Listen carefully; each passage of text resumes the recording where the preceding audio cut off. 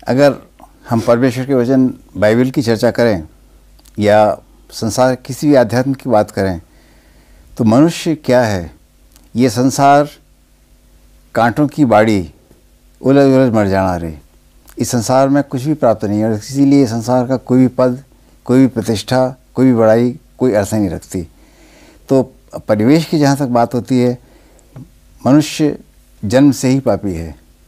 उसके वातावरण, उसकी उपस्थिति कोई मायने नहीं रखती, परंतु मायने रखती है कि जिस सत्य परमेश्वर ने हमारी रचना की है उसको हम कैसे प्राप्त कर सकते हैं। और इसीलिए ये सच है कि पुष्कर पूरे विश्व के अंदर और ख़ासतौर से भारतीय वैदिक अध्यात्म में प्रधान पुरोहितों का महान तीर्थ है। पुष्कर के लिए वेदांतों में लिखा है, पुष्करम दुष्करम भाषम, पुष्करम दुष्करम सेवा। पुष्कर प्रधान तीर्थ है सारे संसार के अंदर और उसके प्रधान पुरोहित पंडित सोनलाल जी शर्मा का मैं एकमात्र पुत्र हूँ। और यही नहीं, मेरी माता अत्यंत धार्मिक प्रवृत्ति की महिला थी और मेरे पिता और माता दोनों का राजनीति के अंदर बड़ा सामर्थ्य के साथ में कार्यक्रम रहा था। तो परमेश्वर ने अनुग्रह करके मुझे उस परिवार के अंदर जन्म दिया। मैं उनका इकलौता पुत्र हूँ, मेरी एक बहन है। तो आपने परिवेश की बात की तो मैं ये कहना चाहूँगा कि पुष्कर के अंदर जन्म लेके भी मेरे सामने एक प्रश्न था। और वो प्रश्न ये था कि ये जीवन किस लिए मिला है। मैं बालकपन से धर्म की सारी प्रवृत्तियाँ पूरी करता था, परंतु उसके बावजूद भी मुझे शांति नहीं थी। तो जब भी प्रश्न आता था कि हम किस प्रकार से शांति को प्राप्त करें, तो प्रश्न ही आता था सारे अध्यात्म को जब मैं देखता था कि परमेश्वर को प्राप्त करो, परमेश्वर को प्राप्त करो। तो कैसे परमेश्वर को प्राप्त करो? मैं पिताजी से पूछता था, सबसे पूछता था, पर ऋषियों से पूछता था, महर्षियों से पूछता था, मेरे घर में जितने साधु संत आते थे उनसे मैं पूछता था, पर उसका उत्तर कोई भी नहीं दे पाता था। सब कहते थे कि ये करो ये करो। मुझे एक घटना याद आती है, जब मैं बहुत छोटा था, संभवतः 1 साल का 1.5 साल का होऊंगा, मेरे माताजी और पिताजी दोनों आज़ादी की लड़ाई के अंदर आंदोलन में थे। मेरी माताजी जेल में बंद थी और जब जेल से छूट करके आई तो एक रात वो रामचरितमानस की बहुत भक्त थी, तुलसी कृत रामचरितमानस की। तो वो हमेशा रात को सोने से पहले रामचरितमानस का पाठ पढ़ती थी और हारमोनियम के ऊपर बजा करके गाती थी। तो मैं उनकी गोद में सो रहा था, 1 साल का बच्चा था, 1.5 साल का, और वो गा रही थी।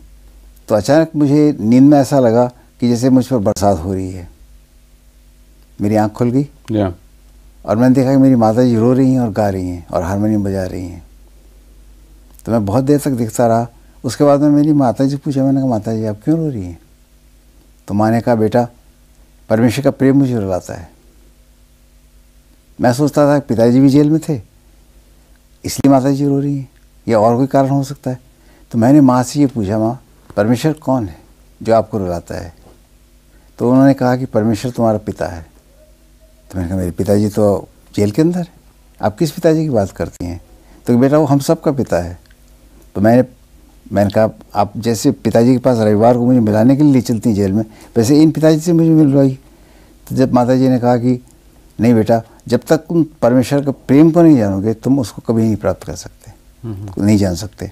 तो मेरे बचपन के अंदर एक प्रश्न आया कि परमेश्वर कौन है? वो प्रेम है, उसको हम कैसे जान सकते हैं?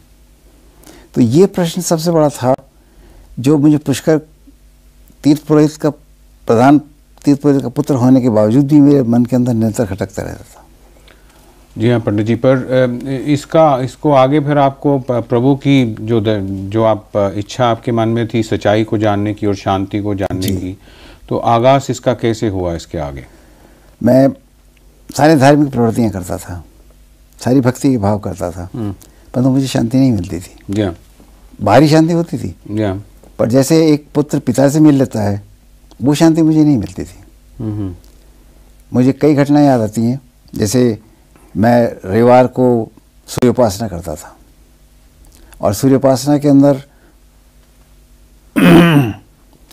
शनिवार की शाम से लेकर के और रविवार की शाम तक एक पाँव पे खड़ा रहना पड़ता था और भूखा रहना पड़ता था, उपवास करना पड़ता था। मैं वो करता था। एक मुझे याद है एक दिन का कि इस तरह से उपवास करने के बाद में रविवार के संध्या काल को उपवास समाप्त करने के बाद में मैं जब सड़क पर जा रहा था पुष्कर के अंदर, और थोड़ी छींटे पड़े थे, बरसात हुई थी, तो अचानक एक बालक साइकिल के ऊपर भागता हुआ आया और वो आकर के मेरे नज़दीक गिर गया साइकिल पर से। और जब गिर गया तो उसका जो साइकिल का टायर था, वो जो मैं धोती और कुर्ता पहना करता था, तो धोती के ऊपर लग गया उसका टायर, उसे कीचड़ से सारी धोती सन गई। तो बजाय इसके कि मैं उस बच्चे की सहायता करता, उसको उठाता सड़क पर से, मैंने उस बच्चे का कान पकड़ा और कान पकड़ करके मैंने कहा कि साइकिल चलाना नहीं आता। क्रोध से कहा, साइकिल चलाना नहीं आता। बच्चा डर के मारे उठ करके भाग गया। पर अचानक किसी ने मुझसे प्रश्न किया कि तू किस लिए उपवास करता है, तेरी क्या धार्मिकता है? जब तू एक बच्चे को क्षमा भाव से उसकी सहायता नहीं कर सकता तो तेरी सारी धार्मिकता नकली है, धोखा है। तो ये प्रश्न निरंतर रहता था कि मैं जितनी धार्मिकता कार्य करता हूँ, क्या उनके अंदर परमेश्वर की निकटता है? क्या परमेश्वर की जीवन की शैली मेरे जीवन में आ रही है? ये बराबर ऐसा प्रश्न है। इस तरह से तो जब मैं कॉलेज में पढ़ता था एक बार, तब सबसे पहली बार मेरे सामने प्रश्न आया, कि एक संध्याकाल को हॉस्टल कमरे के अंदर जब मैं था और मैं मेरे इंग्लिश जो मेरा विषय था अंग्रेजी, उसके प्रो सिलेक्शन की किताब को मैं पढ़ रहा था। ये कौन सी यूनिवर्सिटी की बात है? ये आगरा यूनिवर्सिटी की बात है। और मैं गवर्नमेंट कॉलेज अजमेर में पढ़ता था। तो मैं हॉस्टल कमरे में था, संध्याकाल थी, बाहर चिड़ियाँ बोल रही थी, मैं कमरे के अंदर था। तो मैंने अपना पढ़ने की कोशिश की, तो सर्मन द माउंट वो लेसन था, उसको मैंने निकाला। जब मैं उसको पढ़ रहा था तो मैंने कहा ये sermon the mount Jesus Christ की बात करता है। तो मैं एक पक्का हिंदू और प्रधान पुरोहित का पुत्र होने के नाते क्रिश्चियनिटी के बारे में बड़े गलत ख्याल रखता था।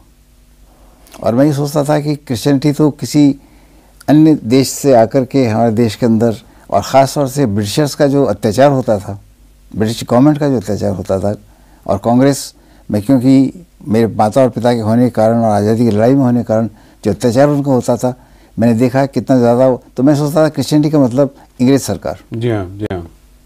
तो मैंने कहा इससे मुझे क्या लेना देना है सर्मन द माउंट से। तो मैंने उसका जो इंट्रोडक्शन है उसको पढ़ा। उसमें लिखा था this lesson is being taken from the holy Bible and it is said that this has changed the life of Mahatma Gandhi. जी हाँ। तो महात्मा गांधी का नाम आया तो मुझे थोड़ा सा रुझान पैदा हुआ कि महात्मा गांधी के जीवन में इस बाइबल से क्या मतलब घृणा दूर हुई थोड़ी, मेरे मन के अंदर हुआ। तो मैंने उस पाठ को पढ़ना शुरू किया, सर्मन द माउंट को, पर्वतोपदेश को, जो मत्ती के 5, 6, 7 अध्याय के अंदर है। तो वहाँ जिस जीवन का वर्णन था, जो उपदेश दिए जा रहे थे और जो आदमी उपदेश देने वाला था, उसके जीवन की तरफ मैं सोचने लगा बड़े शांत भाव से। बाहर चिड़ियाँ बोल रही थीं, शांत था, बिल्कुल संध्याकाल का समय था। और मैं सोचने लगा कि अगर तेरे कोई दाएं गाल पे थप्पड़ मारे तो अपना बाएं गाल सामने कर दे, अगर तेरा कुर्ता कोई छीन के ले जाए तो अपनी चादर भी उसको दे दे। किसी पर दोष मत लगाओ, तुम जगत का रोशनी हो, तुम जगत का दीपक हो। जब ये मैं पढ़ रहा था तो अचानक मुझे लगा कि हमारे जितने भी अवतार हुए, जितने भी दर्शन हुए, जितना मेरा अध्ययन था, उसमें से कोई भी इतना मायने नहीं रखता था। क्योंकि जितने लोग थे, मैं भारत के दर्शन को मैंने देखने लगा। मैंने कहा भगवान राम का जीवन बड़ा उत्तम मर्यादा पुरुषोत्तम का जीवन था। पर जब बाली और सुग्रीव की बात हुई तो उन्होंने सुग्रीव की सहायता करने के लिए बाली को धोखे से मरवा दिया। तो मैंने कहा नहीं, राम के जीवन में भी दोष था। जब कृष्ण के जीवन को मैं देखने लगा तो मैंने पाया कि कृष्ण ने भी एक दोष किया था। जब महाभारत का युद्ध हो रहा था तो उस युद्ध के अंदर जब द्रोणाचार्य किसी तरह से हारने के लिए तैयार नहीं थे और सारी पांडवों की सेना को समाप्त कर रहे थे, तो उस समय प्रश्न आया कि किस तरह से द्रोणाचार्य को हताश किया जाए, युद्ध के मैदान से हटाया जाए। तब कृष्ण ने युधिष्ठिर को, जो अर्जुन के बड़े भाई थे, उनको कहा, जो सत्यवादी कहलाते थे, सत्यवादी युधिष्ठिर, उनको कहा कि तुम जाकर के यदि द्रोणाचार्य के पास ये कहो कि अश्वत्थामा हतो नरोवा कुंजरोवा, तुम्हारा इकलौता पुत्र अश्वत्थामा मारा गया है, और धीमे से कह के, जोर से कह के और धीमे से गुजर जाओ, आगे जाकर हाथी था या आदमी मालूम नहीं। और उससे पहले एक अश्वत्थामा नाम का एक हाथी था, उसको मरवा दिया गया। और जो ही उन्होंने सुना द्रोणाचार्य ने कि अश्वत्थामा हतो नरोवा कुंजरोवा, तो उन्होंने सोचा कि मेरा पुत्र मारा गया, वो हतोत्साहित हो गए और उन्होंने बाण चलाना बंद कर दिया। और उस दिन पांडवों की सेना बच गई। जो ना विनाश होना था। तो मैंने कृष्ण ने क्यों झूठ बोला? हाँ, पर झूठ बोला ना उस टाइम।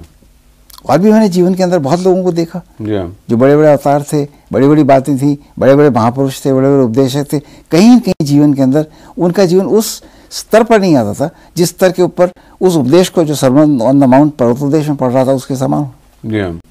तो मेरे सामने प्रश्न आया कि ये कौन है आदमी उपदेश करने? ये वो मनुष्य है।